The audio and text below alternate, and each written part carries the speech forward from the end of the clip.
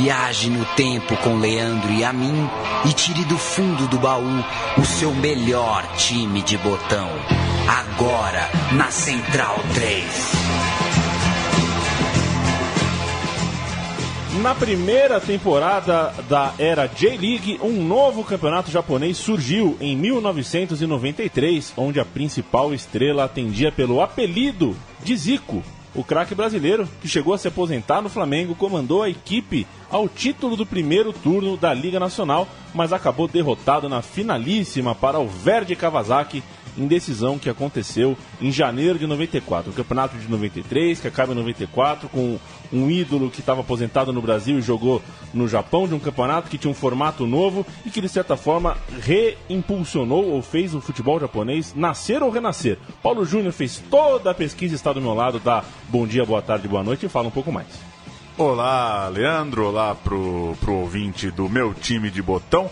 É isso, vamos falar do Kashima Antlers de 93, time marcado pela grande estrela Zico, também por outros brasileiros, também por alguns japoneses que tiveram algum sucesso na carreira. E principalmente aproveitar o programa, não tem como falar da J-League de 93 sem falar um pouco da história do futebol japonês, um pouco da história do Kashima, porque é o primeiro campeonato de um novíssimo momento do futebol local. Posso começar falando, então, do futebol japonês? Manda brasa. Contextualizar como a gente chega até a J-League de 93. Em 1965 teve início o campeonato japonês, então chamado Japan Soccer League, jogado, claro, por clubes amadores. As disputas até chamavam a atenção nos anos 60, ainda mais com a medalha de bronze conquistada pela seleção japonesa nos Jogos Olímpicos de Tóquio, em 68. Mas ali pelos anos 80, com as transmissões se internacionalizando e o início do mercado de transferência de jogadores de forma mais aberta, mais ativa, os japoneses chegaram à conclusão que eles precisavam criar uma liga profissional para dar novo gás no esporte no país. Afinal, já era um tempo em que todo mundo começou a acompanhar campeonato italiano, campeonato alemão, campeonato espanhol e aquele campeonato de amadores no Japão. Os japoneses chegaram à conclusão que era hora de mudar, era hora de ter um campeonato para valer. E aí surgiu a J-League, que tinha, era um apóstrofo, né? O J, o J apóstrofo. É um tracinho, na verdade, né? É um tracinho, um hífen. É que é tão rebuscado, né? É tão serifado o idioma japonês que parecia. E os japoneses sempre com grandes logotipos, né? Sempre, eles nunca falharam. Disso, eles são bons mesmo. E a J-League, portanto, foi fundada em 1992 com 8 clubes que estavam na primeira divisão. Um da segunda divisão e mais o recém-criado Shimizu S-Pulse, portanto 8 mais 1, 10. A chamada Japan Soccer League mudou o nome para Japan Football League e passou a ser, portanto, a competição semiprofissional, enquanto a J-League se organizava para ser lançada no ano seguinte, né, Paulo Júnior? Ainda em 92 houve um campeonato de transição. O que é um campeonato de transição, Paulo Júnior? Um campeonato de transição para o primeiro campeonato que ainda não é considerado a estreia da J-League, mas já é um campeonato com essa nova roupagem dos clubes, com os clubes se preparando para ter novos nomes e novas marcas, novas cores. Até entre setembro e novembro de 92 aconteceu a J-League Cup, que é conhecida também como a Yamasaki Nabisco Cup. Na prática é a Copa da Liga, mais ou menos como tem a Copa da Liga inglesa, é a equivalente à Copa da Liga lá no Japão, que hoje leva o campeão a jogar a Copa Suruga diante do campeão da Sul-Americana. A última edição teve vitória do River Plate sobre o Gambosaka em 2015. Essa Copa em 92 teve os 10 times fundadores da J-League, jogando todos contra todos, com os 4 primeiros indo para a eliminatória semifinal. E a primeira fase já mostrou algo que seria usado na temporada 93, a temporada de estreia da J-League. Não havia empate, gol de ouro na prorrogação, ou até shootout para decidir o vencedor. Em razão disso, quando você vai pesquisar tabelas da J-League, é muito comum você ver a marcação mais ou menos como na NBA. Como não tem empate, você conta ali a número de vitórias e de derrotas. Então, o time tem 20 jogos, ele fez uma temporada 12-8, 13-7. Essa métrica que lembra um pouco o formato de tabela que a gente vê na NBA, por exemplo. Você jogava videogame nessa época, Paulo? Jogava videogame e jogava com o Kashima Antlers, inclusive, no meu Game Boy.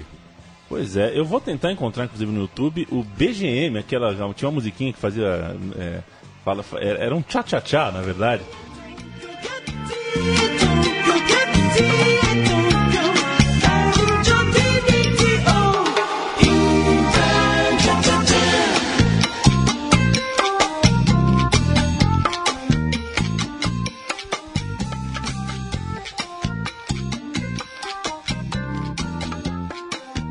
É um tchá-tchá-tchá japonês que marcou minha vida, porque eu acho que o jogo da J-League, pro primeiro PlayStation, foi o jogo de videogame que eu mais joguei na minha vida. Em horas? Em horas, que tinha o Edilson no Cachorro Rei Sol e tudo mais. Sensacional. O Argel, né? O Argel jogava no Verde Kawasaki, enfim. Terminar essa pré-história, então. 15 de maio de 1993, Paulino, faltavam 27 dias para o Palmeiras sair da fila aqui no Brasil. Sensacional a medida. Começou a J-League, então, 15 de maio de 93.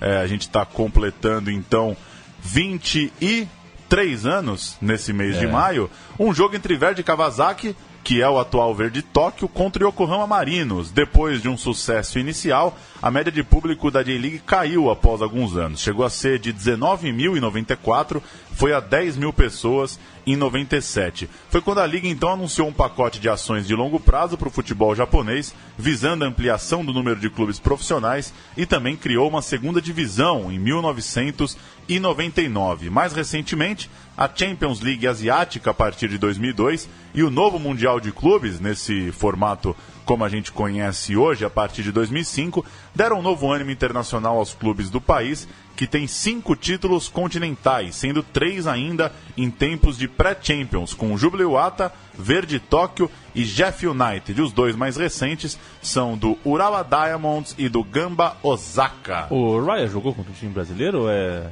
lembrança errada? Pode ser o time que pegou o Santos, talvez? Acho o Santos isso, do Neymar, não? Acho que é isso. Pode ser. Acho que é isso. Pode ser, Santos e o mas no fim das contas confunde um pouco, porque também tem um representante do país, né? Então tem o time que joga o Mundial via Champions Asiática, mas tem mais japoneses que já jogaram o Mundial pelo fato de ter essa vaga do país sede, né? E a gente chega ao Kashima Antlers, o objeto de nosso time de botão dessa semana. O Kashima Antlers, a população da cidade de Kashima, que é de apenas 60 mil pessoas, mas o clube acabou ficando muito maior do que a cidade. Eu sempre disse aqui que o Santos é o maior time do mundo vindo de uma cidade pequena. O Kashima Antlers desafiou essa tese. Porque ele abraça ali cidades vizinhas, né? Meio que um time da região, né? Exato. E o povo de Santos, que me desculpa, estou falando de tamanho de população. Claro. É uma cidade pequena. Mas o alcance do clube, do Kashima Antlers, também se deu nas cidades vizinhas de Itaku, Kamisu, Namekata e Hokota. A região chega a 280 mil habitantes, se você considerar, portanto, toda essa região... Como é que chama? Região... Podia ser metropolitana, mas não é. Acho que no caso não é uma metrópole. Então, todo o perímetro, a grande Kashima. A grande Kashima. O estádio é o Kashima Soccer Stadium, que abriga 40 mil pessoas e é praça esportiva que sofreu muito com o terremoto que atingiu o leste do país em 2011, precisando passar por importantes reformas. Foi o estádio também de Irlanda e Alemanha nos grandes jogos da Copa de 2002. O clube foi fundado em 1947 como Sumitomo Metal Industries Football Club, em Osaka, e mudou para a cidade de Kashima em 1975. Chegou à primeira divisão no meio dos anos 80 e já se envolveu na criação da Liga Profissional 12 anos depois, em 92. Desde então, se tornou um dos maiores vencedores do país, recentemente superado pelo Sanfrecce Hiroshima, o time que veste o uniforme roxinho que o Matias tanto gosta, na lista de títulos do campeonato japonês, parando nas 7 taças e sem ganhar desde o tri de 2007, 2008 e 2009. O time do Oswaldinho de Oliveira, correto? Time do Oswaldinho de Oliveira. Lá no final, no botão por botão, a gente vai falar um pouco dos técnicos. Time que tem uma história recente muito ligada aos técnicos brasileiros, né? Talvez o mais vitorioso recente é o Oswaldinho, tricampeão japonês. Não é pouca coisa num país em que tem muito campeão nacional.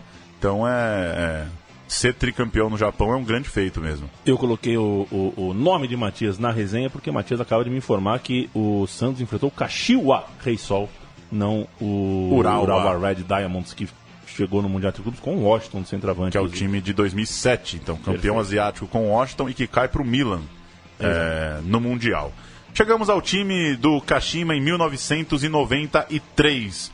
Zico havia anunciado a aposentadoria após a última rodada do Campeonato Brasileiro de 89, aquele famoso Fla-Flu disputado em Juiz de Fora. Mais um convite do Sumitomo Metal Industries, o primeiro nome, né? A empresa que tocava o time que veio a ser o Kashima Antlers, o levou ao Japão em 1991, já sabendo, já com a promessa, que o profissionalismo seria lançado 2 anos depois. E aí começa uma grande aventura, né, de um ex-aposentado jogando futebol numa liga, iniciando, né, dando os primeiros passos profissionais. Com a J-League, os clubes passaram a ter as cidades vinculadas ao nome, num estilo mais parecido com as franquias dos Estados Unidos. E o clube, portanto, viraria o Kashima Antlers. Mas o maior camisa 10 da história do Flamengo ainda jogou na transição para a Liga. Pois é, como a gente lembrou, a Liga começa em 93, mas tem esse momento ali, 92, que é uma preparação para a J-League de fato. E só para falar um pouco mais do Zico, vale lembrar que ele aceitou um convite do presidente Collor para ser secretário de esportes do governo federal. Ficou lá até abril de 91 e foi nesse período que ele foi jogar uma partida festiva, um jogo de Master no Japão, entre as seleções de América do Sul e Europa. Jogou muita bola, encantou um empresário japonês chamado Takazaki. E como ele conta no livro Bola Fora, a história do êxodo do futebol brasileiro, o livro do jornalista Paulo Vinícius Coelho, ele assinou um contrato de 3 anos e informou que ficaria lá no clube, lá no Kashima, se o joelho suportasse as primeiras sessões de treinamento. Ele disse, eu fecho por 3 anos, mas eu quero ver meu joelho nos 2 primeiros meses de treino. Então ele jogou um campeonato da segunda divisão, 91-92, e nas contas dele, como tem aqui no livro do PVC, fez 21 dos 30 jogos e marcou 21 gols. 1 gol por jogo naquela temporada. Com o vice-campeonato, o Sumitomo, o time ainda era conhecido como Sumitomo, ganhou o direito de jogar a Elite, a J-League, do ano seguinte. Na Copa da Liga, Zico e companhia terminaram no 4º lugar, caindo na semifinal para o Verde. Então, ficou em 4º nesse campeonato de transição que a gente acabou de citar. Aquele time, Paulo Júnior, tinha outros 4 brasileiros: Carlos Alberto Santos, Carlos Soares, Regis e ele mesmo, Milton Cruz, que já havia atuado no país no final dos anos 80. Para 1993, saiu Milton Cruz e chegou Alcindo, o famoso careca cabeludo, revelado também no Flamengo e campeão da Copa do Brasil de 90, revelado também no Flamengo em relação ao Zico, não ao Milton Cruz. Pois é, antes da estreia do campeonato veio a inauguração da nova casa, 5 de abril de 93, portanto, 1 ano e pouquinho antes de começar a J-League, inauguração do Kashima Soccer Stadium, vitória de 2-0 para os donos da casa, num amistoso contra o Fluminense. Gols de Zico, o de número 800 da carreira do camisa 10, e gol de Alcindo, valia pela Pepsi Cup daquele ano, vencida então esse jogo inaugural pelo time japonês. A gente vai ouvir o gol de Zico, vitória do Kashima sobre o Flu.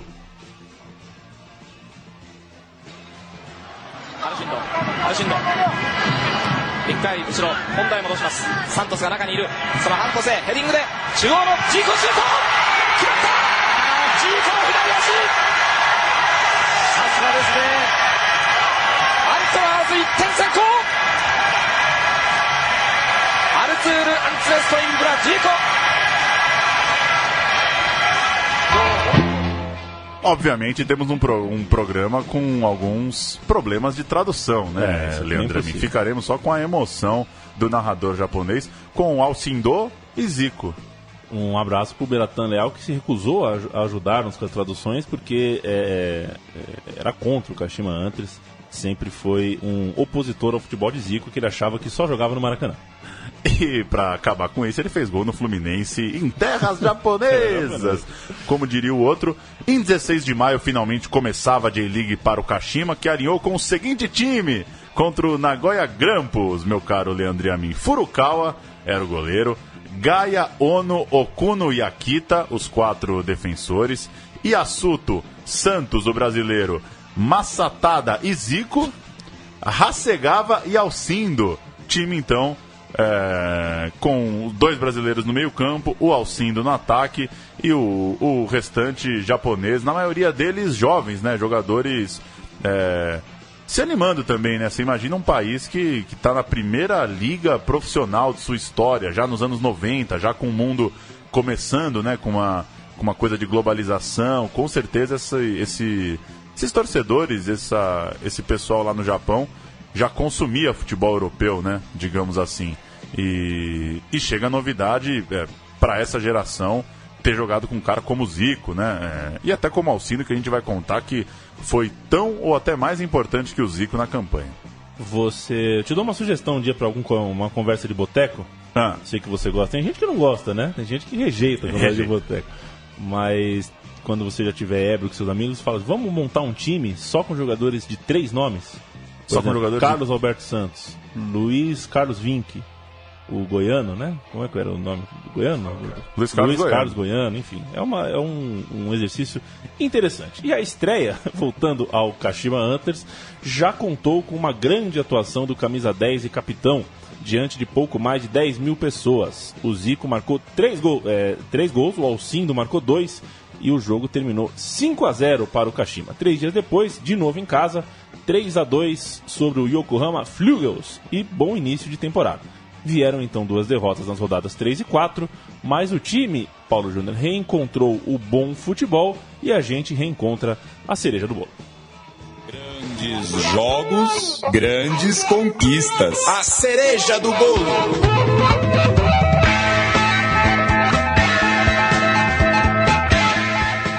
Quatro jogos, 2 vitórias, 2 derrotas. E aí, Paulão?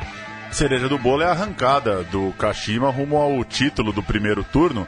Com 14 gols de Alcindo nos 18 jogos desse primeiro turno, o Kashima Antlers arrancou a partir da 5ª partida para não perder mais a liderança. Foram 11 vitórias e só uma derrota para ser campeão do turno, a chamada Série Suntory, já na rodada 16, com 2 partidas ainda a fazer e sem poder mais ser alcançado pelo Verde. O jogo da taça foi fora de casa, diante do Urawa Red Diamonds, e o time da pequena cidade de Kashima, sem nunca ter vencido o campeonato japonês na era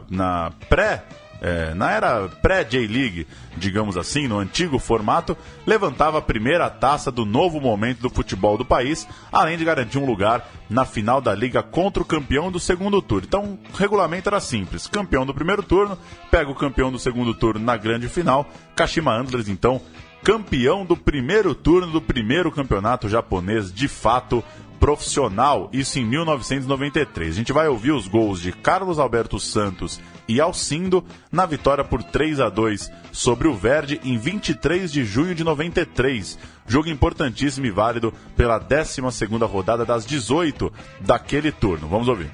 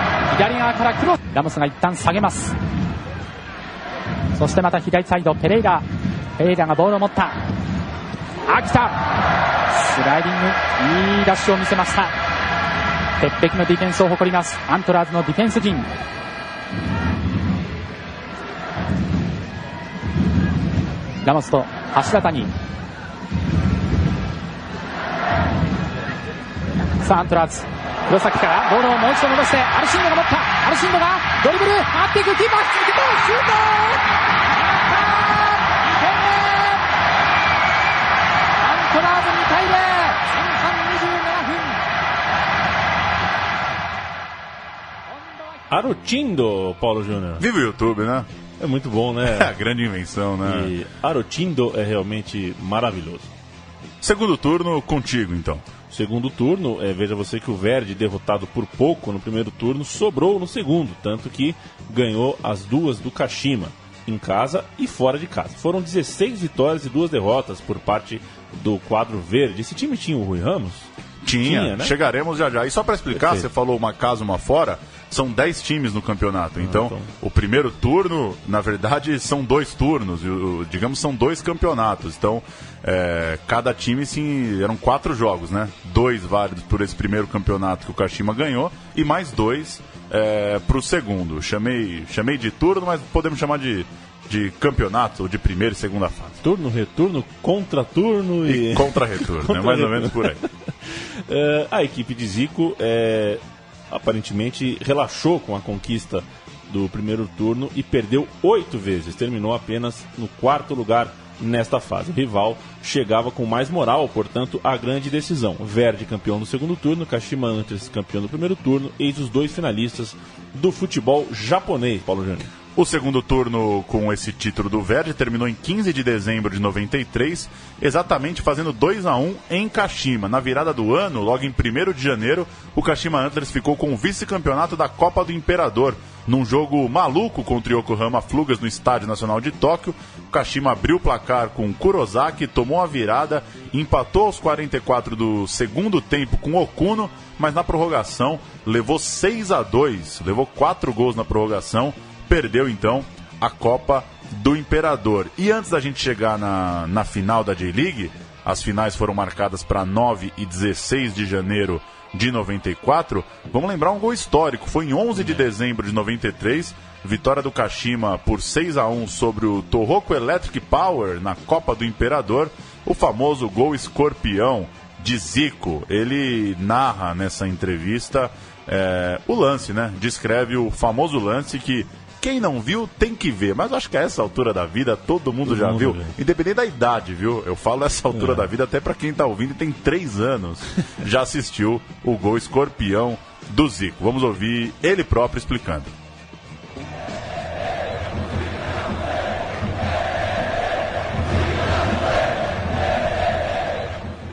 Eu fiz uma tabela com o Alcindo mandou a bola, tabelou, eu abri a perna e a bola foi para o Carlos Alberto Santos. O Carlos Alberto Santos deu um toque para mim que entrava na corrida, só que a bola veio atrás, ela veio fazendo curva e ficou muito lenta. E eu não tinha como pegar, eu já tinha passado da bola. O Alcindo, como ele saía muito também, né?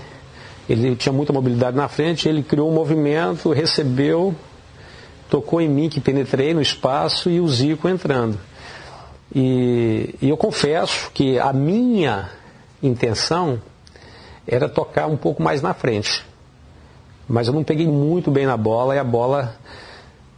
Ou o Zico estava com muita velocidade, não sei. E aí não dava para fazer nada. O que eu imaginei? Eu falei, só tem uma coisa para fazer. Eu tenho que mergulhar para tentar pegar a bola com o calcanhar. E aí, com isso, a sorte era ter um goleiro saindo de novo. Porque o goleiro saiu em todas, ele tinha que sair nessa também. E aí eu dei um peixinho para frente, para poder pegar o tempo da bola e pegar com o calcanhar. Quando eu fiz isso, foi a medida certa, né? O tempo da bola. Ela pegou, eu quando virei o pé, ela pegou justamente no calcanhar e foi por cima, o goleiro já vinha saindo, ela pegou. Aí foi uma coisa fantástica, né? Foi o gol mais bonito que eu fiz na minha carreira, foi esse.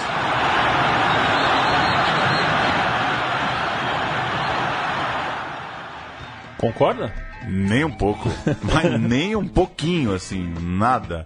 Mas respeito, a plástica é bonita e é um gol que é difícil de se repetir porque é um lance muito peculiar, né? Um cruzamento que vem atrás e você passa da bola, mas volta um pouquinho.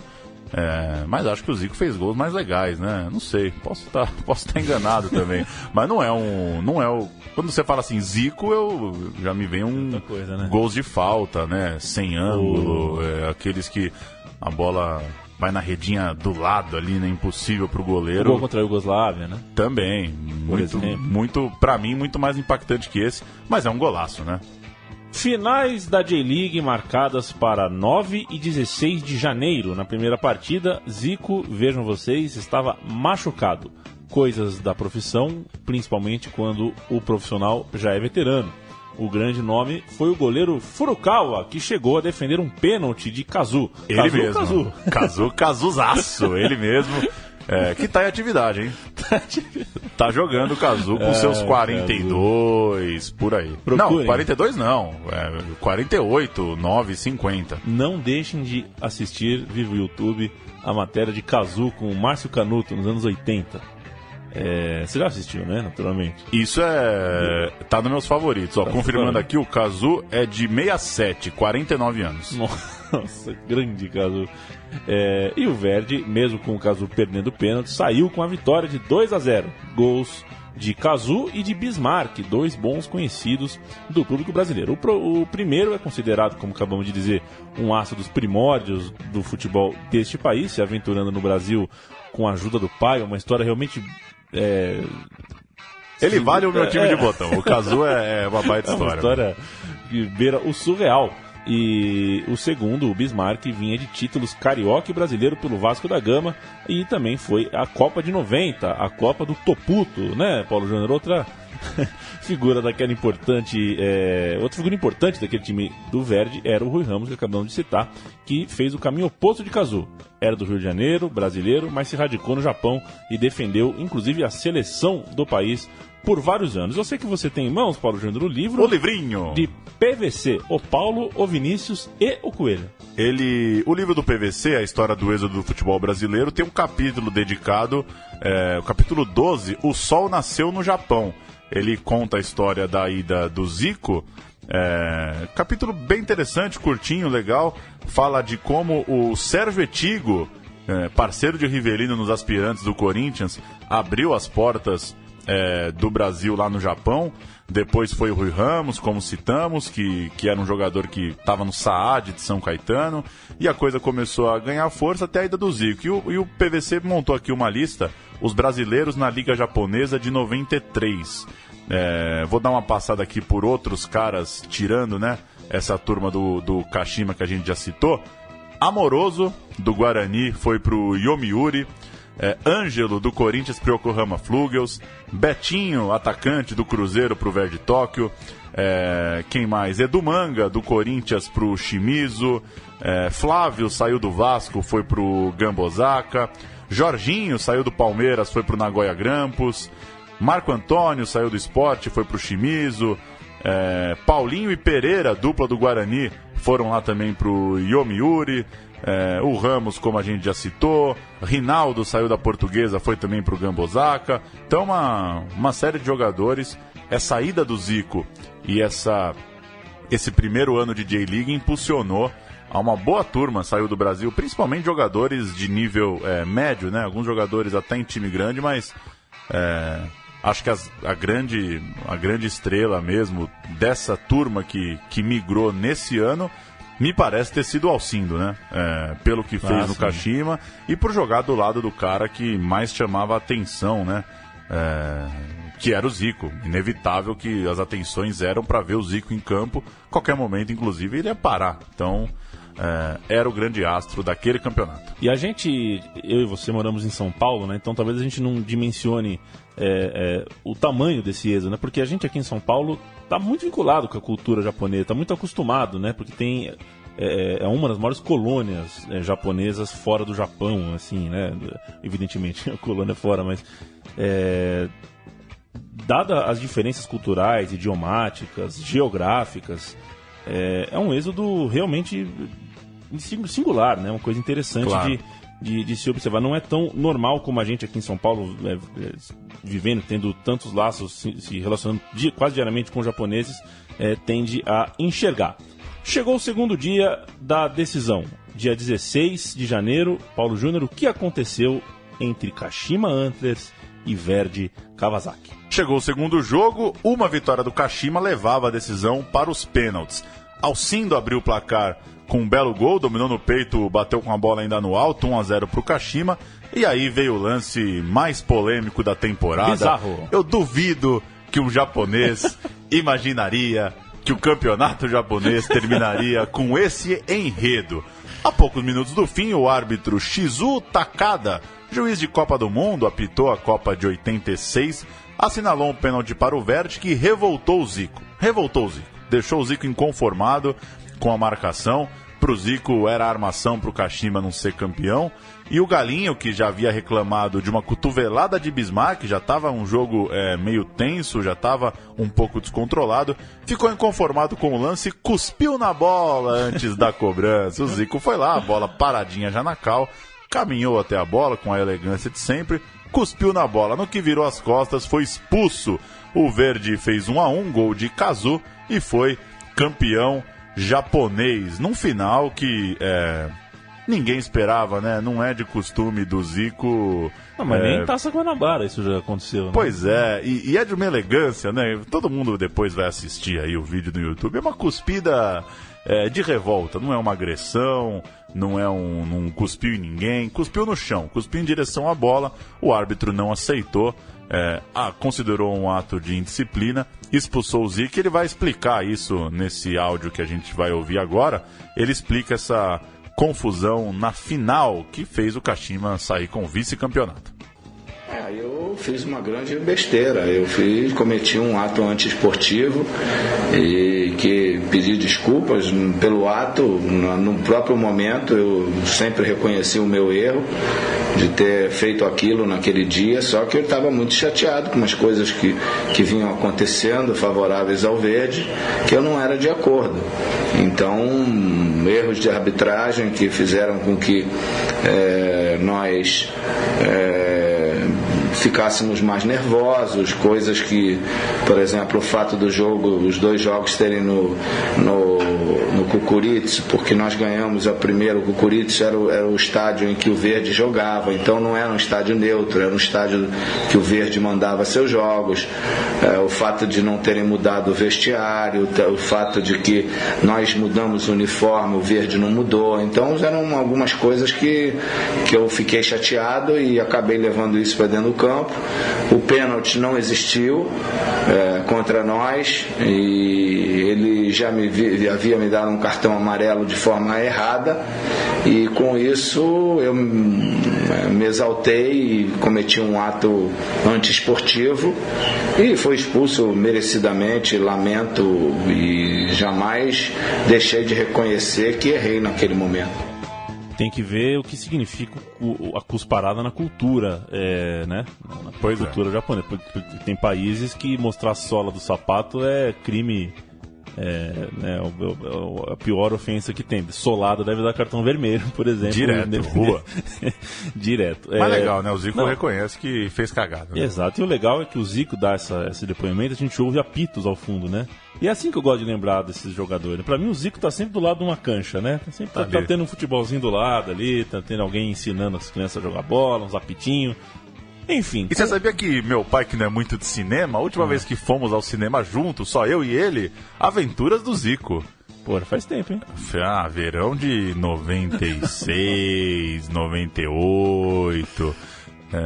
que filme, né? Que filme. Eu sonhei já em jogar no Clube do Zico, né? Falei, pô, ali é o futuro. E que figura Paulo Pai, torcedor do Confiança do Sergipe e assinante do pay-per-view de todas as divisões inferiores da América do Sul. Alô, PFC, faz o pay-per-view da Série D que vai ter gente alugando.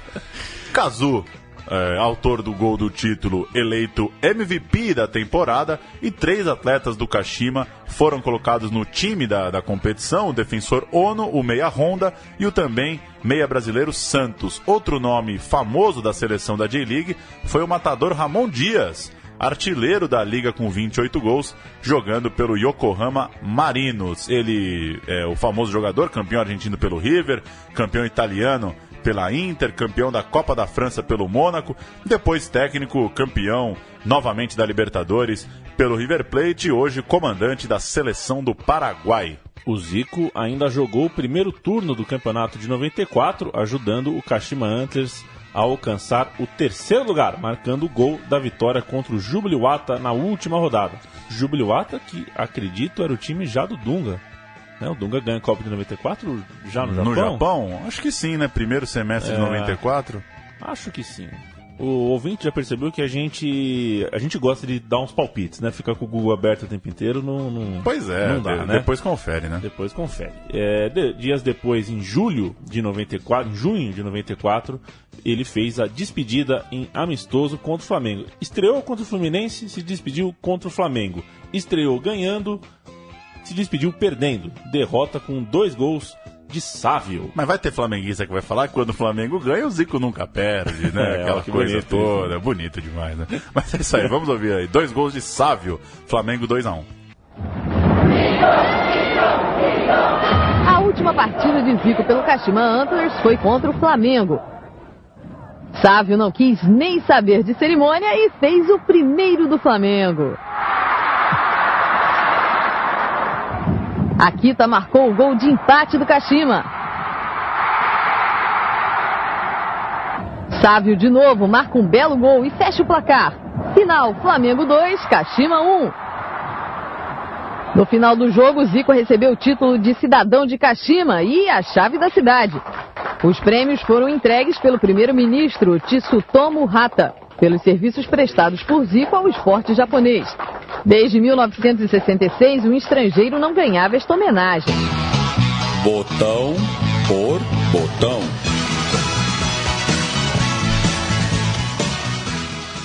Botão por botão. Um abraço também para nossa banda de apoio, né? Que faz a vinheta, né? Banda de apoio, grande George Harrison. Tem futuro, viu, menino? Eu acho que vai virar. Tem futuro. Mas sabe que eu não ouço mais George Harrison fora da Central 3? Então, eu não consigo ouvir mais nenhuma música que toca na Central 3. Ela acaba com a sua playlist natural, como diria o outro. Começando a escalação com Chunzo Ono, o defensor, que foi um dos melhores da liga e chegou a estar nos planos da seleção japonesa, mas não teve grande sequência na equipe, que não se classificou para a Copa do Mundo de 94. Há quem diga que não se classificou justamente porque Chunzo Ono não estava no time. Não estava voando, né? Ele virou uma grande personalidade no país, pois é dono de um restaurante famoso e comentarista de futebol no rádio. Quer dizer, é como se juntasse... Bom viva, como diria o outro. É como se juntasse o Júnior, lateral esquerdo, ao Silvio Lancelotti. É mais ou menos isso. Esse é o nosso querido Chunzo Ono. Isashi Kurosaki, o atacante, marcou 14 gols na temporada, terceiro artilheiro do time, à frente inclusive de Zico, que fez 12. Membro da seleção japonesa na Copa da Ásia de 88, fez 24 jogos e 2 gols pela equipe nacional. No Kashima, se manteve no elenco campeão da J-League de 96. Vou falar de Yutaka Akita, o jovem Akita, que permaneceu por mais de uma década no clube, atuando mais de 300 vezes com a camisa vermelha e azul. Com a seleção japonesa, o defensor jogou as Copas do Mundo de 98 e 2002. E no meio disso, a Copa América de 99, que é sempre bom lembrar. Um dia vem, né? Um dia vem pro botão a Copa América de 99 com o Japão. O Japão, né? Da Copa América de 99 podia pintar. Na ocasião, os japoneses perderam para o Peru e para o Paraguai, além de um empate com a Bolívia. Que campanha, hein? Puxa vida. Voltar para falar de Masatada Ishii, o meio-campista, mostra como a geração ainda tem grande ligação com o clube. É o atual técnico do Kashima Antlers, quebrando a sequência brasileira de Toninho Cerezo, Paulo Autuori, Oswaldo de Oliveira, Jorginho e novamente Cerezo. Autuori está no Brasil, Oswaldinho está no Brasil, Jorginho é o técnico do Vasco. Então mostra que o Kashima também tem sido uma grande escola, né, para os técnicos brasileiros. E só repassando o que citamos de Dunga, era jogador do Stuttgart. Na Copa do Mundo ele jogava na Alemanha. Depois ele foi se aventurar na Terra do Sol Nascente. Essa era boa demais, né? Junto com o Alessandro Cambalhota e dirigido por Felipão. Que loucura. Chegou num brasileiro agora. O brasileiro é teu. O brasileiro é meu?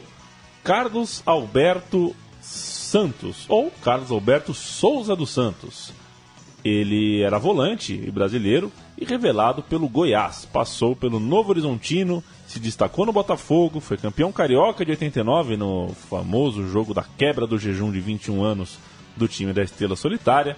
E depois disso tudo foi convidado pelo Zico para ir ao Japão.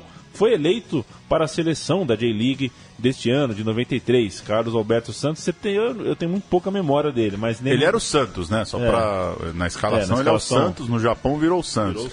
Também me lembro muito pouco. Mas da figurinha eu lembro bastante. Inclusive as letras eram muito apertadas, porque tinha que estar os 3 nomes. O nome Carlos todo. Alberto Santos. E para fechar, já que não falaremos mais do Zico no botão por botão, Alcindo Sartori, 40 jogos e 28 gols na temporada do atacante brasileiro em 1993. Reserva de Bebeto e Renato na Copa União de 87 no Flamengo, passou rapidamente pelo São Paulo e se fixou no Grêmio, onde foi campeão gaúcho. Entrou na barca dos amigos do Zico, foi convidado também pelo Zico para ir ao Japão e ficou 2 temporadas no Kashima antes de ir ao Verde Kawasaki e ao Consadole Sapporo.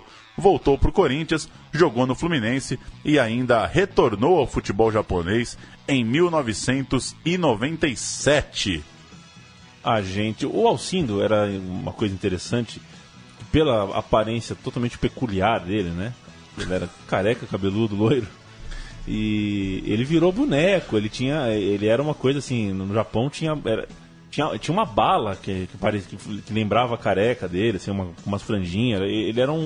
Ele foi praticamente, assim, eu não vou conseguir fazer a medição, mas do ponto de vista do merchandising, daquela coisa do mar, de vender produto e tudo mais, ele estava equiparado ao Zico, viu?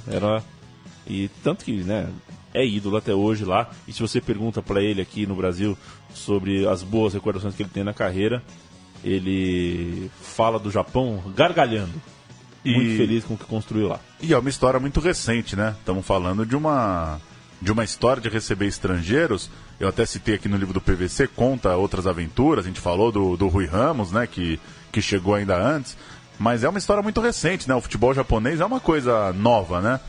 E é repleta de brasileiros, né? Hoje a segunda divisão do Japão está cheia de brasileiros, e esses caras, de certa forma, começaram a estabelecer essa cultura, né?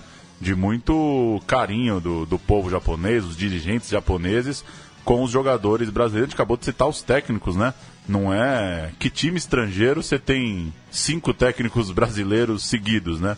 Então lá a coisa é um pouco diferente. O brasileiro tem muito respeito e muito carinho. Esses caras, principalmente, Alcindo, Zico, essa turma. E já falamos de Dunga, de Alessandro Cavalhota, Argel, Ronaldão, e depois foi o Leonardo, depois Evair. Leonardo faz, inclusive, o que é considerado por muitos o maior gol da história da J-League. Que ele chega, ele não joga junto com o Zico, né? Ele chega ali pouco depois. De fora da área, né? De prima, assim. Pois é um baita golaço. Esse vale assistir também, é facinho de achar. E Evairzinho, né? Evairzinho, Valber, mais tarde o Edmundo, como citamos, depois o França fez a vida lá. Enfim, muita gente e muito carinho por um Japão que desde então não ficou mais fora de Copa do Mundo, correto? 98, sediou em 2002 e foi direto. Foi, né? Pois é. Só pra confirmar, é isso mesmo. O Leonardo, depois da Copa de 94, vai pro Kashima Antlers. Então ele já pega a transição ali, ele pega o finalzinho do Zico, né? E uma nova geração. Depois iria pro PSG, né? Acabou que não ficou tanto tempo assim no Japão, mas ele já, digamos que ele é o craque da segunda geração, ele é o cara que comanda o time no pós-Zico. O senhor está gostando do meu time de botão semanal? Fale com a gente. Comente, dê os seus pitacos, porque colocaremos no Estrelão um time por semana, e isso significa que estamos muito mais abertos à sua sugestão. Lembra de algum time? Quer ouvir detalhes sobre algum esquadrão? A gente deixou passar batido algum timaço por aí? Fale com a gente e ouça os programas pregressos. Fique de olho nos programas futuros. Espero que o Kashima Antlers tenha conquistado a sua simpatia. Paulo Júnior, muito obrigado, viu? Valeu! O programa Meu Time de Botão está disponível para download, para você ouvir dentro de central3.com.br, está dentro dos feeds que a Central 3 possui, você confere na página da Central 3, pode assinar o de sua preferência para não perder nenhum programa. Até a semana que vem.